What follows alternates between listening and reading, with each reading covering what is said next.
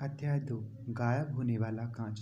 जब डजली पति पत्नी को उनका भांजा बाहर सीढ़ियों पर मिला था, उस घटना को लगभग 10 साल हो चुके थे, पर प्रिविट राय में शायद ही कुछ बदला था। सूरज अब भी सामने वाले साफ सुथरे बगीचे की तरफ से निकलता था और डजली परिवार के दरवाजे पर लगी पीतल की नेम प्लेट पर लिखे 4 नंबर को चमकाता था। इसके बाद यह उनके ड्राइंग रूम में घुसता था, जो लगभग वैसा ही था जैसा उस रात को था जब मिस्टर डजली ने उल्लुओं के बारे में अनोखी खबर सुनी थी। केवल मेटल पीस पर रखे फोटो ही सचमुच बता रहे थे कि कितना समय बीत चुका है। 10 साल पहले वहाँ पर बड़ी गेंद जैसे मोटे गुलाबी बच्चे के बहुत से फोटो थे, जिनसे रंग बिरंगी टोपियाँ पहन रखी थी, परंतु डडली डजली अब छोटा बच्चा नहीं था।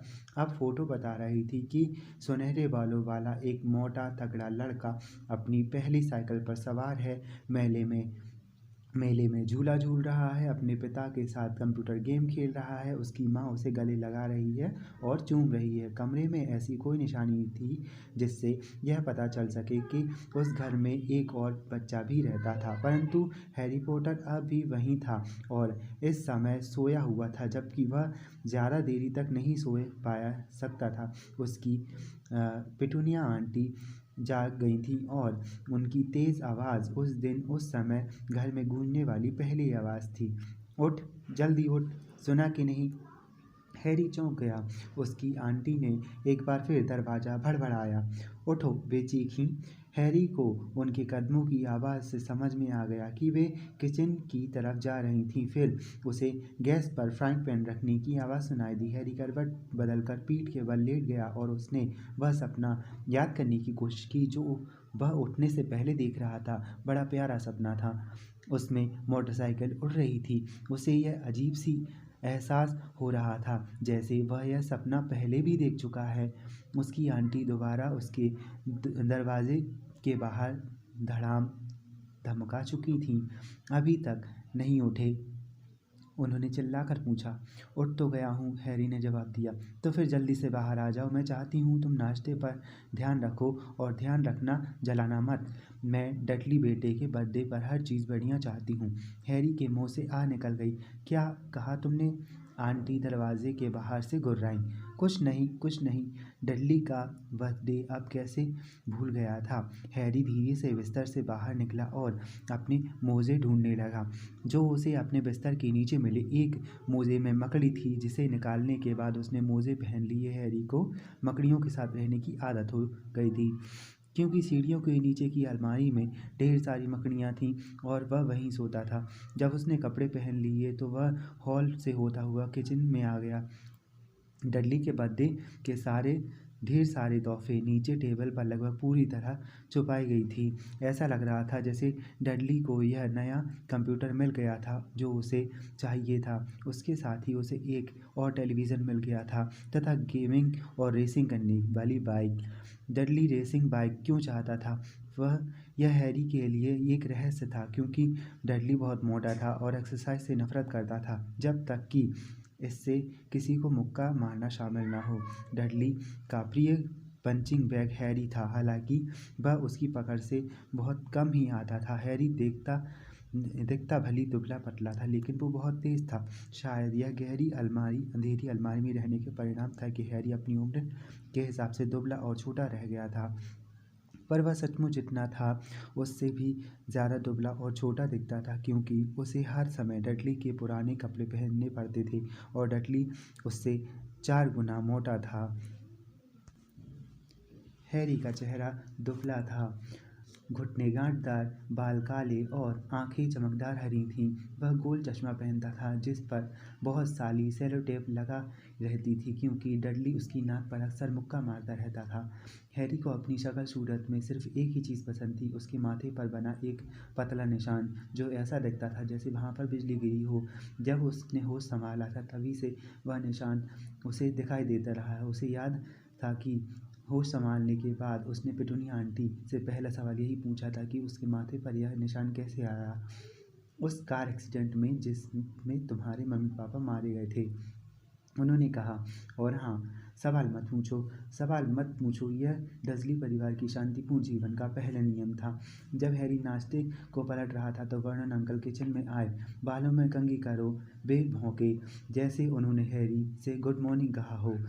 सप्ताह में लगभग एक बार वर्नन अंकल अपने अखबार के ऊपर से देखते और चिल्लाते थे कि हैरी के बाल बहुत बढ़ गए हैं और उसे कटिंग करवाने की ज़रूरत है। उसकी क्लास के बाकी बच्चों की जितनी बार कटिंग होती थी उन सबको आपस में जोड़ भी दिया जाए तो हैरी की कटिंग उससे ज़्यादा बार होती थी। हालांकि इससे कोई फ़र्क नहीं पड़ता था क्योंकि उसके बाल बहुत तेज़ी से बढ़ जाते थे। जब डडली अपनी माँ के साथ किचन में आया तो हैरी अंडे तल रहा था। डडली काफ़ी कुछ वर्नन अंकल जैसा ही दिखता था। बड़ा गुलाबी चेहरा, छोटी गर्दन, छोटी पैनी पानीदार आँखें और मोटे सुनहरे बाल जो उसके मोटे सिर पर जमे हुए थे। पिटूनिया आंटी अक्सर कहती थी कि डडली किसी नन्हे देवदूत की तरह दिखता है। हैरी अक्सर कहता था कि डडली किसी सुअर की तरह दिखता है जिसने विग पहन रखी हो। हैरी ने अंडे और नाश्ते की प्लेट वो रखते हुए, जो आसान काम नहीं था क्योंकि वहाँ पर बहुत कम जगह थी। इस बीच डडली अपने तोहफे गिन रहा था। उसका चेहरा उतर गया। 36। उसने अपनी मम्मी डैडी की तरफ देखते हुए कहा, ये तो पिछले साल से 2 कम हैं। राजा बेटा, तुमने मर्ज आंटी के तोहफे को तो गिना ही नहीं। देखो, वह मम्मी डैडी के लिए बड़े तोहफे के नीचे छुपा है। ठीक है, तो 37 हुए, डडली ने कहा और उसका चेहरा लाल हो गया। हैरी को लगा डडली का नाटक अब शुरू होने ही वाला है और इसलिए वह नाश्ते को अपने मुंह में जितनी तेजी से भर सकता था भरने लगा क्योंकि डडली टेबल भी पलट सकता था। जाहिर था पिटूनिया आंटी को भी खतरे का अभाव हो गया क्योंकि वे जल्दी से बोलीं, और हम आज जब बाजार जाएंगे तो तुम्हारे लिए 2 और नए तोहफे खरीद लेंगे। यह कैसा रहेगा बेटू? 2 और तोहफे? अब तो ठीक है। डडली ने एक पल सोचा। यह मुश्किल था। अंत में वह धीमे से बोला, तो मेरे पास 37 और 2 39 मेरे लाडले। पिटूनिया आंटी बोली। ओह! डडली धम से बैठ गया और उसने सबसे पास रखे पैकेट को झपट्टा मारकर, फिर ठीक है। वर्नन अंकल धीरे से हंसे। छोटा बदमाश अपने पैसे की पूरी कीमत वसूल करना चाहता है, बिल्कुल अपने डैडी की तरह। वह मेरे बेटे, वह डडली। उन्होंने डडली के बालों पर हाथ फेरा। उसी समय फ़ोन की घंटी बजी और पिटूनिया आंटी फ़ोन सुनने चली गईं, जबकि हैरी और वर्नन अंकल इस बीच डडली के तोहफे खोलते हुए दिखते रहे, जिनमें racing bike, video camera, remote control car, हवाई जहाज़, 16 नए कंप्यूटर गेम सेट और VCR शामिल थे। जब वह एक सुनहरी कलाई घड़ी की पन्नी खोल रहा था तभी पिटूनिया आंटी फ़ोन सुनकर वापस आईं और उनके चेहरे पर गुस्सा भी था और चिंता भी। बुरी खबर है वर्नन, वे बोलीं। मिसेस फिग का पैर टूट गया है, वे इसे अपने पास नहीं रख सकती। उन्होंने हैरी की तरफ सिर झटकते हुए कहा। दहशत के मारे डडली के मुंह खुला का खुला रह गया, परंतु हैरी का दिल तो बिल्लियाँ उछलने लगा। हर साल डडली के जन्मदिन पर अंकल आंटी डडली और उसके किसी दोस्त को दिन भर बाहर घुमाने ले जाती थी, यानी एडवेंचर पार्क, हैम्बर्गर या फिल्म। हर साल हैरी को मिसेस फिग नाम की एक पागल बुढ़िया के पास छोड़ दिया जाता था जो 2 गली दूर रहती थी। हैरी वहां जाने से बुरी तरह चढ़ता था। वह पूरे घर में पत्ता गोभी की बदबू से भरी रहती थी और मिसेस फिग उसे ज़बरदस्ती उन सब बिल्लियों की फ़ोटो दिखाती थी जो उन्होंने कभी पाली थी। अब क्या होगा? पिटूनिया आंटी ने कहा। वे हैरी को खा जाने वाली नज़रों से देख रही थीं, जैसे उसी ने इसकी योजना बनाई रखी हो। हैरी जानता था कि उसे इस बात पर दुखी होना चाहिए कि मिसेस फिग की टांग टूट गई है, परंतु यह आसान नहीं था क्योंकि वह यह भी जानता था कि अब उसे 1 साल तक टिबल्स, स्नोई, मिस्टर वीज और टिफ्टी जैसी को नहीं देखना पड़ेगा। हम मार्च को फ़ोन कर सकते हैं, वर्नन अंकल ने सुझाव दिया। बेवकूफ़ी की बातें मत करो वर्नन, वो हैरी से नफरत करती हैं। डर्सली पति पत्नी अक्सर हैरी के बारे में इसी तरह की बातें करते थे, जैसे वहाँ वो हो ही नहीं, या फिर वह कोई बहुत ही कम बुद्धि वाला प्राणी हो जो उनकी बात समझ ही नहीं सकता हो, जैसे कोई गूंगा। और उसका क्या नाम है तुम्हारी सहेली का? वॉन मॉर्जिका की छुट्टियाँ मनाने के लिए गई है। पिटूनिया आंटी खींचते हुए बोली। आप मुझे घर पर ही छोड़ दें, हैरी ने बड़ी आशा से कहा। कम से कम आज के दिन तो वह टेलीविज़न पर जो चाहे देखेगा और शायद डडली के कंप्यूटर पर गेम भी खेल लेगा। पिटूनिया आंटी को देखकर लग रहा था जैसे उन्होंने अभी अभी साबुत नींबू नगल लिया हो और वापस लौटकर देखें कि घर तबाह हो चुका है। वे घुर्राईं। मैं घर को कोई बम से तो नहीं उड़ा दूंगा, हैरी ने कहा, परंतु किसी ने उसकी बात नहीं सुनी। एक काम करते हैं, उसे चिड़ियाघर ले चलते हैं, पिटूनिया आंटी ने धीमे होते हुए कहा, और वहाँ इसे कार में छोड़ देंगे। कार नई है, हम इसे कार में अकेला नहीं छोड़ सकते। डडली गला फाड़कर रोने लगा। सच तो यह था कि वह रो नहीं रहा था, उसे सचमुच रोए वर्ष बीत चुके हुए थे, परंतु वह जानता था कि अगर वह मुंह बनाएगा और जोर से रोने की आवाज़ निकालेगा तो उसकी माँ उसकी हर इच्छा पूरी कर देगी। मेरे प्यारे बच्चे, राजदुलारे, रोना नहीं, मम्मी उसे तुम्हारा बर्थडे बर्बाद नहीं करने देंगी। वे चीखीं और उसे बाहों में भर लिया। मैं नहीं चाहता कि वह साथ चले, डडली झूठ मूठ की जोरदार सुक्तियों के बीच चीखा।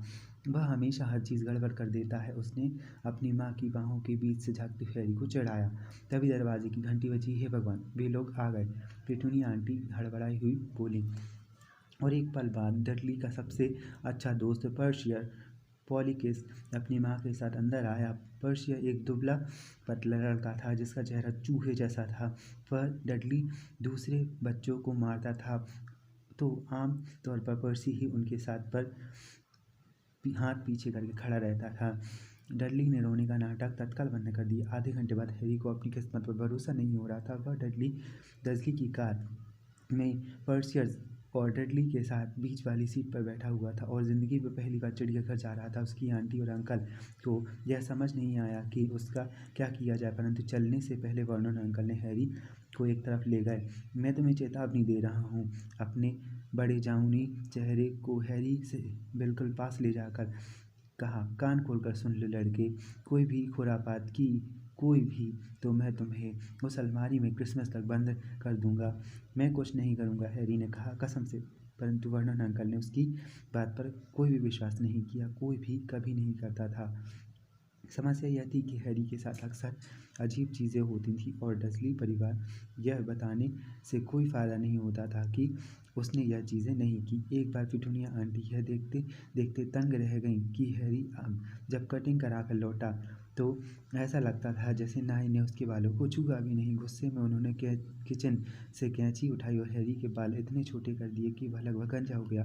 उन्होंने सिर्फ सामने 2 लट छोड़ दी थी ताकि उसका भयानक निशान छुपाया जा सके। डडली तो हैरी को देखकर हंसते हंसते लोटपोट हो गया था। उस रात हैरी को यह सोच सोच कर नींद नहीं आई थी। अगले दिन स्कूल वह कैसे जाएगा, उसका हाल कैसा होगा। वहाँ पर वैसे भी बच्चे उसके ढीले ढाले कपड़े और सेलो टेप लगे चश्मे को देखकर उसकी हंसी उड़ाते हैं। बहरहाल अगली सुबह जब वह उठा तो उसने देखा कि उसके बाल उतने ही बड़े हो गए जितने पिटूनिया आंटी के काटने से पहले थे।